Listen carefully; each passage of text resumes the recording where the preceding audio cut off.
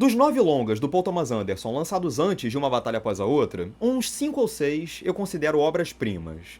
Não tem um filme dele que eu ache menos do que muito bom. O pior filme da carreira do PTA, pra mim, ainda é acima da média do que quase tudo que a Hollywood moderna tem despejado por aí. Mas mais impressionante do que a consistência dos projetos do Paul Thomas Anderson é a ecleticidade desses projetos. Uma hora, ele tá fazendo um épico sobre várias histórias terríveis que se encontram em algum ponto. Noutra, ele tá acompanhando um personagem socialmente desajustado, interpretado pelo Adam Sandler, e extraindo dele a melhor performance da carreira dele até então. Aí depois ele vai pra um drama grandioso sobre um empresário asqueroso que suga suas presas até a última gota de suor. Aí ele vai pra um estilista renomado que vive num mundo à parte em Londres dos anos 50 e encontra a alma da vida dele. E aí ele vai pra uma comédia de 2 jovens que atravessam a Los Angeles dos anos 70 vivendo uma aventura mais absurda do que a outra.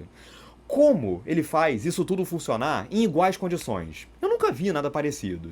E é justamente por ele ser um cara tão imprevisível que nada poderia me preparar pro que Uma Batalha Após a Outra é de fato.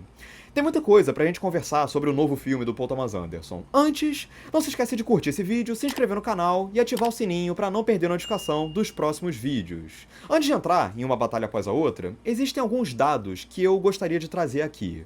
Podem parecer informações soltas, mas eu juro que eu vou amarrar elas direitinho e elas vão fazer sentido. Em novembro de 2023, uma pesquisa encomendada pela ABC News, em parceria com o Instituto Ipsos, mostrou que 76% dos cidadãos estadunidenses acreditavam que o país estava indo na direção errada. Entre os democratas, que estavam na presidência na época, eram 54% os que achavam isso. Entre os republicanos, que eram oposição, eram 95%. Daí você pode pensar, ok, foi uma questão totalmente partidária. Quem tá no poder tá satisfeito, quem tá na oposição não tá. Mas o que mais chamou atenção naquela pesquisa foi o número de independentes, ou seja, que não são nem democratas nem republicanos, que achavam que o país estava na direção errada. Eram 76%. Vamos para mais um dado. No dia 3 de novembro do ano passado, na antevéspera da eleição presidencial, uma pesquisa feita pelo Centro de Democracia Sustentável da Universidade do Sul da Flórida identificou que a maioria dos cidadãos estadunidenses estava insatisfeita com a democracia. Eles sentiam que a tal democracia, que tanto diziam para eles que era importante e que precisava ser defendida, já não os representava mais. Eles não se sentiam mais contemplados pelo modelo de sociedade em que eles vivem há séculos e, quem sabe, topavam embarcar numa tentativa de novo sistema. Agora, para fechar, essa é a que mais pira minha cabeça, porque talvez acabe contradizendo a pesquisa anterior. No dia 5 de novembro, quando os eleitores dos Estados Unidos estavam indo às urnas sinalizar para o colégio eleitoral quem eles queriam como novo presidente, uma pesquisa boca de urna da CNN mapeou as principais questões que mais preocupavam ao povo norte-americano. Sabe qual foi a questão que ficou no topo da lista, a primeira da lista de maiores preocupações do eleitor médio? Pois é, a democracia. E mesmo assim, o Donald Trump ganhou no voto popular, coisa que nem em 2016 ele tinha conseguido. Eu tô esclarecendo tudo isso aqui pelo seguinte motivo. Eu não acho que Uma Batalha Após a Outra existiria se os Estados Unidos não tivessem vivendo um momento de profunda desilusão com a ideia de democracia. Aí é claro que a gente pode discutir se o que eles vivem é uma democracia ou não. Eu tenho imensa dificuldade em chamar de democracia uma nação que não tem voto direto, em que uns estados literalmente valem mais ou menos do que outros, e que você só tem 2 partidos hegemônicos com chances reais de vencer uma eleição. Partidos esses que, com exceção de umas anomalias tipo Trump aqui e ali, na prática pouco se diferem entre si. Mas o ponto não é esse. O ponto é que a sociedade estadunidense tá a uma fagulha de explodir. Ela tá doente. Ela sempre foi doente. Uma sociedade em que você pode comprar uma R15 no supermercado junto com sabão em pó e que tem não sei quantos casos de massacres em locais públicos por ano, só pode ser uma sociedade doente. Mas ela tá pior. Ela tá mais perto do ponto de ebulição. Assassinatos políticos, ou tentativas de, voltaram à moda. E não ajuda muito que o ocupante da cadeira no Salão Oval seja um fascista que vive tensionando ainda mais as coisas.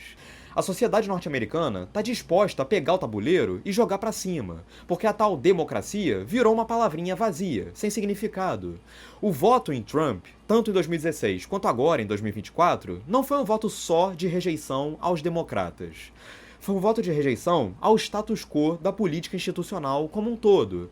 Foi um voto de rejeição também à ala tradicional dos republicanos, à família Bush, ao Mitt Romney, ao John McCain, ao Paul Ryan e por aí vai. Elege o Trump pra acender o pavio e explodir tudo isso que tá aí. E ele tá fazendo o papel dele, de corroer o que sobrou da paisagem social, institucional e democrática dos Estados Unidos. Por que eu tô dizendo tudo isso? Porque, como eu falei, eu não acho que exista contexto melhor pra uma batalha após a outra ser lançado nos cinemas do que esse que tá aí. Sim, ele é baseado num livro de 1990 do Thomas Pynchon chamado Vineland e foi filmado há mais de um ano. Dito isso, não é como se, a volta do Trump fosse uma coisa que ninguém sabia que podia acontecer há pelo menos uns 3 anos, e 2, como se esse processo de corrosão dos Estados Unidos tivesse começado agora, no segundo mandato do Laranjão. De qualquer forma, o timing cai como uma luva. Como eu falei, o roteiro escrito pelo próprio Paul Thomas Anderson é meio que adaptado de um livro do Thomas Pynchon e começa acompanhando um grupo que luta com armas contra um sistema reacionário hipermilitarizado que toma conta da imigração na base do racismo e da xenofobia puras. O cabeça de um dos centros de detenção é o coronel Stephen J. Lockjaw, interpretado pelo Sean Penn.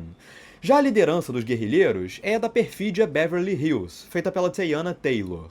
Bom, a partir daqui as coisas começam a se complicar de uma forma que, se eu elaborar demais, vai virar spoiler.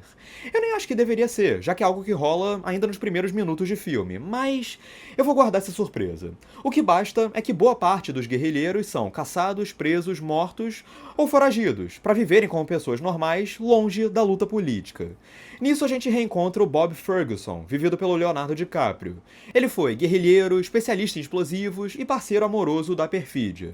Tudo isso ficou no passado. Agora o Bob vive recluso, no visual meio Grande Lebowski, e se preocupa apenas em garantir a segurança da filha Willa, vivida por uma atriz que eu confesso que eu não conhecia, chamada Chase Infinity. Esse ser o nome da atriz que faz essa personagem é algo que, se rolasse num filme, eu ia reclamar dizendo que é um simbolismo óbvio demais. Enfim, fato é que coisas que eu vou manter em sigilo fazem o coronel malvadão Lockjaw voltar para ir atrás da Willa. E caberá ao Bob se reunir com o antigo mentor de revolução, interpretado pelo Benício Del Toro, para ir salvar a garota.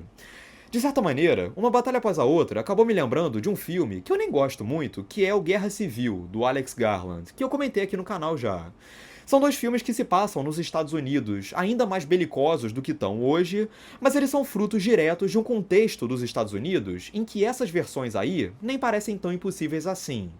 São Estados Unidos que estão cansados de si próprios e que estão flertando cada vez mais com a ideia de um novo conflito interno, como se uma nova guerra civil não fosse mais uma ideia tão distante assim. Porém, qual é a diferença entre guerra civil e uma batalha após a outra?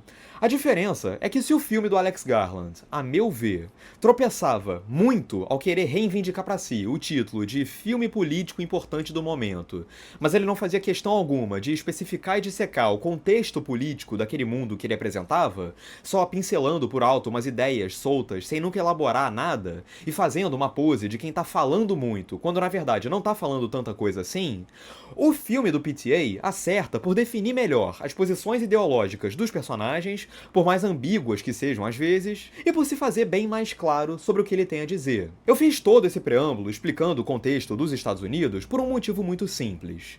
Eu tenho pavor da ideia de resumir tudo que uma batalha após a outra faz a uma crítica ao governo Trump, o que pra mim seria um rótulo vazio que não quer dizer nada. Eu não acho que o filme fique só nisso. Eu acho que ele vai bem além disso. O ponto de uma batalha após a outra é que, se lá atrás era preciso que diferentes grupos se organizassem para lutar contra um status quo de supremacistas, fascistas, nazistas, etc., com o tempo, a sociedade achou que essas ameaças todas ficaram no passado e, assim, se acomodou e se desmobilizou.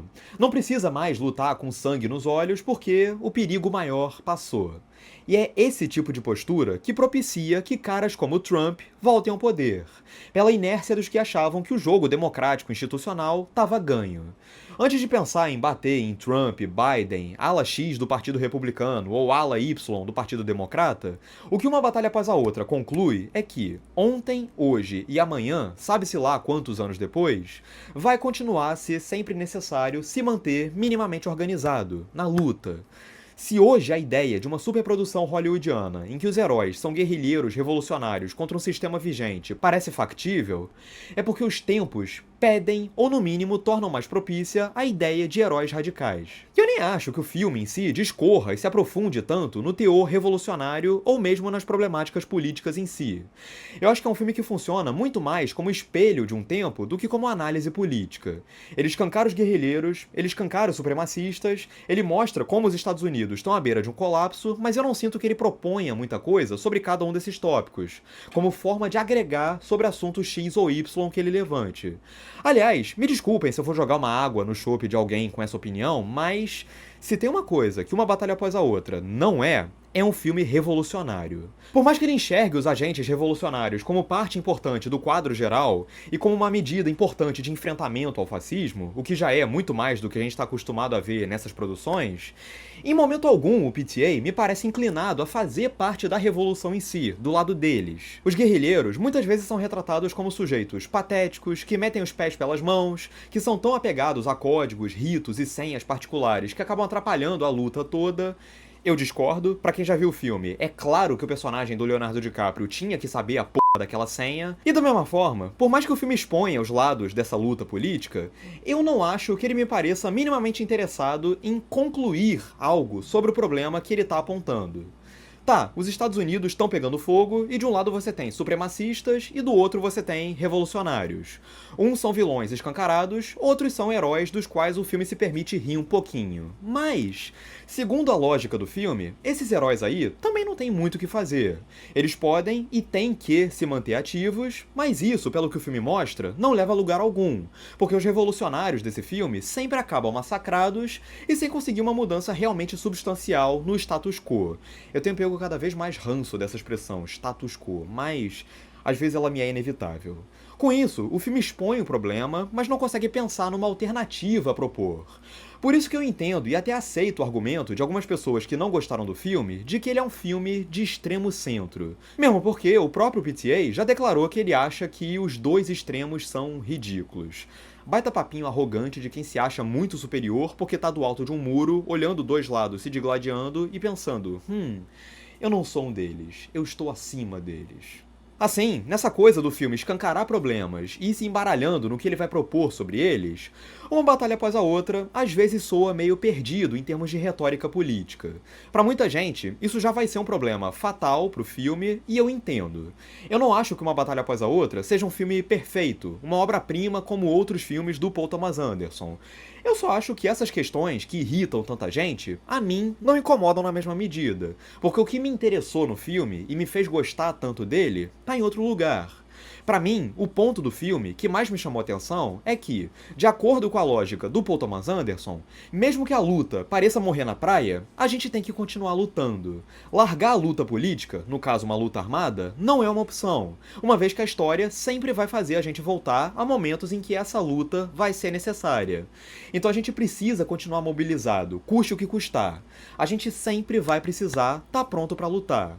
É desgastante, muitas vezes dá errado, dá um sentimento de impotência terrível, dá vontade de se desligar e se alienar de vez pra garantir a nossa estabilidade e não se exaurir com tanto de bosta que a gente vê sem ter o que fazer.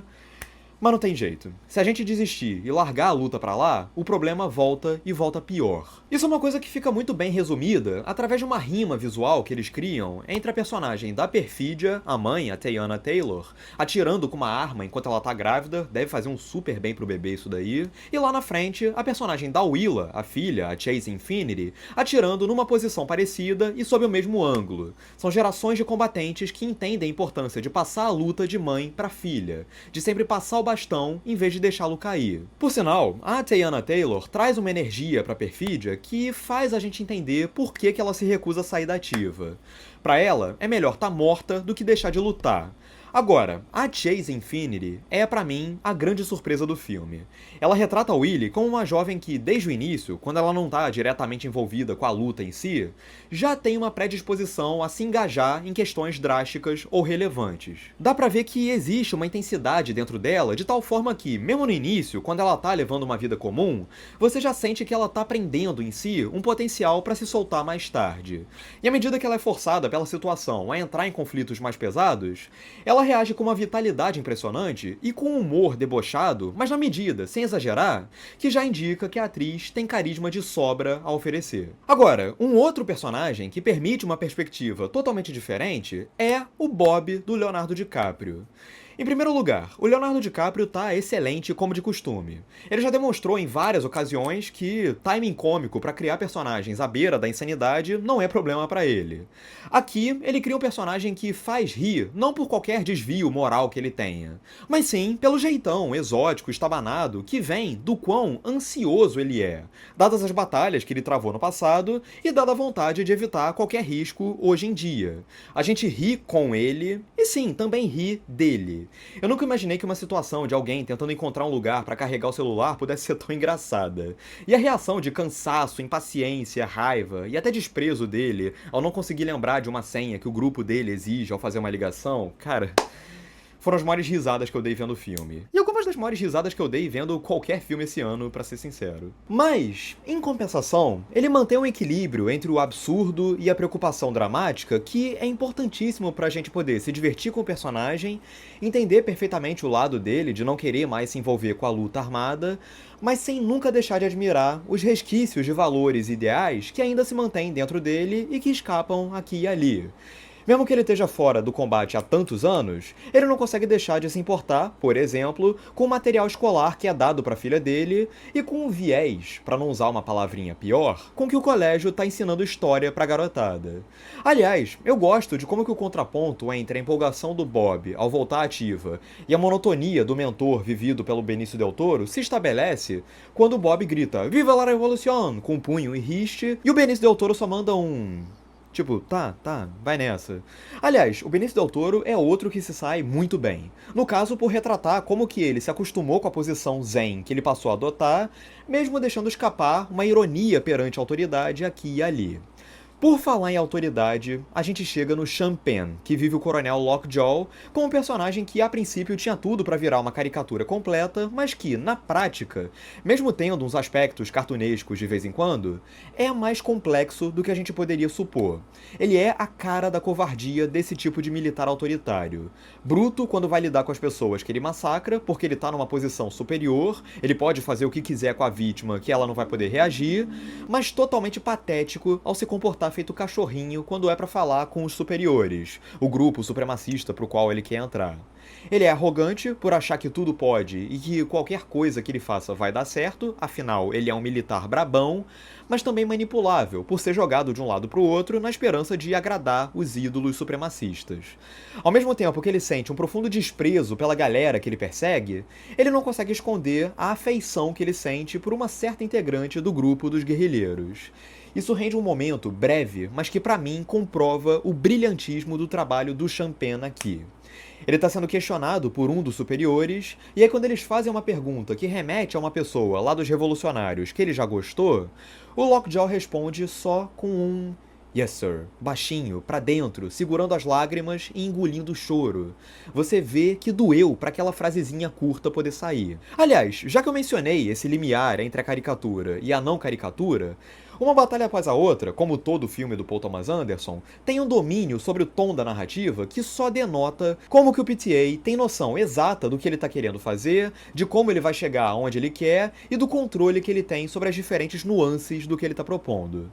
A maneira como Uma Batalha Após a Outra equilibra o humor e a tensão, construindo cenas que deixam a gente vidrado no que tá rolando e na pontinha da poltrona, mas ao mesmo tempo permite que uma situação hilária de gerar gargalhada surja no meio, sem quebrar a tensão do todo, é coisa de louco. Ele costura a alternância da angústia total pra comédia escrachada sem que um fragilize o outro. Ao contrário, a união dos dois cria um senso de caos orquestrado que tem tudo a ver com a proposta narrativa e temática do filme. Tanto é que, mesmo durando 2 horas e 40, Uma Batalha Após a Outra é um filme que não para nunca, que flui numa velocidade frenética. Basicamente porque, durante uma boa parte da narrativa, a gente acompanha uma única situação que dura mais de 1 hora, sem saltos no tempo, e aquela virada de tarde pra noite, pra madrugada, pra manhã, é costurada, pela montagem do Andy Jergsen, que trabalhou com o PTA no Licorice Pizza, e que aqui liga uma situação paralela à outra, sem deixar o ritmo cair, mas ao mesmo tempo de forma fluida e coesa, sem parecer que tá se atropelando entre uma e outra. E 2, pela trilha excepcional do Jonny Greenwood, que desde o Sangue Negro tá trabalhando com PTA sem parar, e que aqui cria uma trilha que mantém o mesmo tom do início ao fim. Ela é angustiante, alarmante, inquietante. Ela não varia muito e ela não pausa muito. Ela vai levando a mesma sonoridade de uma cena para outra sem cortar, meio que costurando uma unidade ou continuidade entre as cenas a partir da música. E essa tensão, às vezes, ajuda a ressaltar o humor de algumas cenas.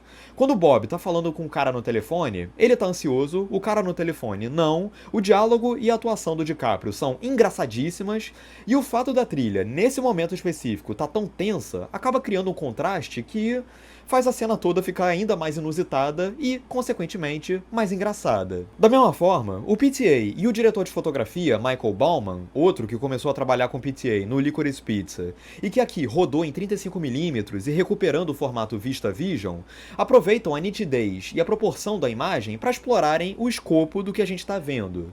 Seja para fazer closes se tornarem gigantes, seja para fazer algumas cenas de ação soarem mais grandiosas do que seriam, seja para aproveitar a vastidão de locações que já seriam colossais por si só. Quando a gente vai pro deserto, lá no terço final, a impressão que dá é que a gente e os personagens estamos sendo engolidos por todo aquele ambiente ao redor que domina o resto da tela. Além disso, o PTA incorpora nas cenas de ação as especificidades de certos lugares de modos inspiradíssimos. Por exemplo, ao aproveitar as curvas e os solavancos de uma estrada para fazer parecer que a gente tá numa montanha russa, tornando tudo mais angustiante ainda. Ele pega uma coisa que, em tese, a gente já viu milhões de vezes, uma perseguição de carro num deserto, e filma de um jeito que faz a gente sentir que a gente nunca viu aquilo daquele jeito antes. É sensacional. E por fim, uma batalha após a outra termina, sem spoilers, centralizando o drama num elo familiar entre uma filha e um pai que amarra bem as pontas do que a gente viu lá atrás. Serve não só para criar um drama eficiente, mas também para reforçar os temas que o filme elabora desde o início. Um pai passando para a filha a importância de se prosseguir com a luta que ele estava lutando. Uma geração que tanto sofreu, passando para a geração seguinte a ideia de que, mesmo com o sofrimento todo, a luta deve continuar. De geração em geração, a luta continua, como diz o título, uma batalha após a outra, para sempre. Não dá para recuar jamais. Eu gostei muito de Uma Batalha Após a Outra. É isso. Agora eu quero saber de você. O que você achou de Uma Batalha Após a Outra? Diz aqui embaixo nos comentários, curte esse vídeo se você gostou, compartilha para os seus amigos, se inscreve no canal, ativa o sininho para não perder a notificação dos próximos vídeos e é isso. Um grande abraço e até a próxima.